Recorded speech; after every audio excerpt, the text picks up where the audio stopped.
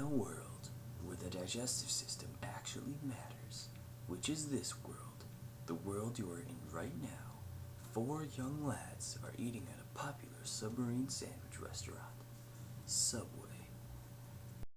The reason your digestive system actually matters is because you need to be able to digest food in order to get energy for your cells to function. Energy from the food is measured in calories. Your body needs a certain amount of calories to function properly. It is important to choose wisely when eating foods because there are at least 45 different substances that the body cannot manufacture without food. The nutrients your body needs includes water, carbohydrates, fats, proteins, vitamins, and minerals. Water is needed to do many chemical reactions within the body. 1 liter is required each day in order to not suffer from dehydration.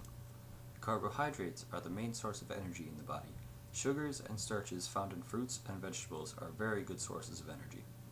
Fiber, found in many carbohydrates, although not digestible, is helpful as it helps the excretory system get rid of waste. Fats, or lipids, are needed in the body to develop cell membranes, myelin sheaths, and certain hormones. Extra fats in your diet may cause you to develop deposits of fat.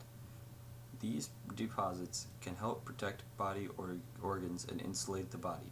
Proteins are needed because they are the raw materials of growth and repair of the structures in the body such as skin and muscles.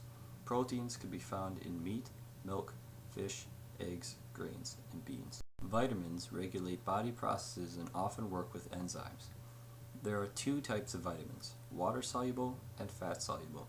Lastly, there are minerals. These are inorganic substances that your body only needs small amounts of. Examples are calcium, magnesium, and iron. Many minerals are not metabolized, but lost in forms of waste such as sweat and urine. Now that you know why digestion is important, here's how it's done. The mouth is where digestion begins. Mechanical digestion is the physical breakdown of food, otherwise known as chewing. Also, the first step of chemical digestion occurs in the mouth. Salivary glands release saliva, which contains the enzyme amylase, which breaks down chemical bonds in starches and sugars. Next, the food is forced into the ball shape called a bolus. This is done by the muscular contractions of the tongue and throat.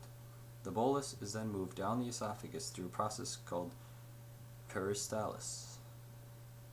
In this process, the food is squeezed down the esophagus down into the stomach. This is what makes it possible to eat and swallow food while not sitting completely straight. Next comes the stomach, a large muscular sac that continues mechanical and chemical digestion. The stomach uses its 3 layers of smooth muscle to move and mix the food around. Chemical digestion in the stomach is a very complicated process. Millions of microscopic gastric glands produce substances that are used in the stomach in different ways.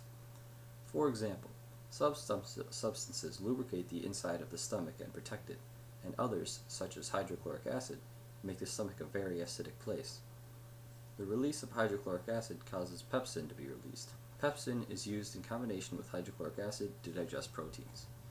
The mixture that is remaining in the stomach is known as chyme.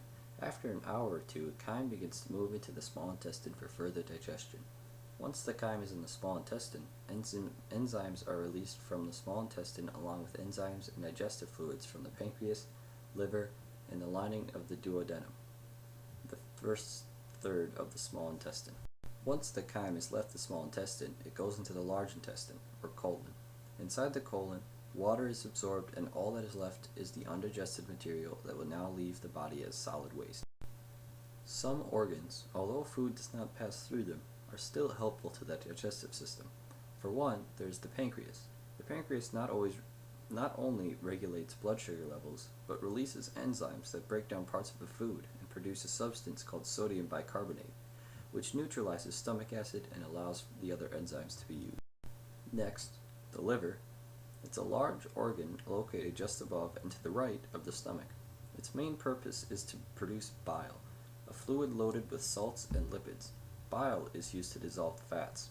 Bile is also stored in another accessory organ to the digestive system, the gallbladder.